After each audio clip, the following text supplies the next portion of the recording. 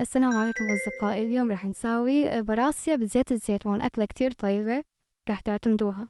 بدنا بصلة عادية حجم وسط نقطعها مربعات، بنحط زيت زيتون بالمقلاية، بنحط فوق البصلة خليها تحمص تأمر شوي، بعدين نضيف عليها نص معلقة ملح صغيرة. بكون هون احنا مجهزين توم، بدنا 4 حبات توم بنقطعهم تقطيع مو دق، بنحطها فوق البصل وبنحركهم سوا.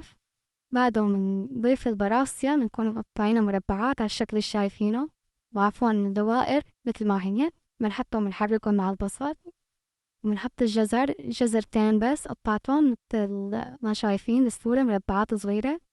صرت حركهم مع بعض، حطيت نص معلقة ملح وحركتهم هيك، وهلا بغطيهم هيك ليستووا بتدبر على الأخير، ما بدنا بيطولوا كتير على النار. 10 دقايق بتكون الأكلة خالصة كلياتها.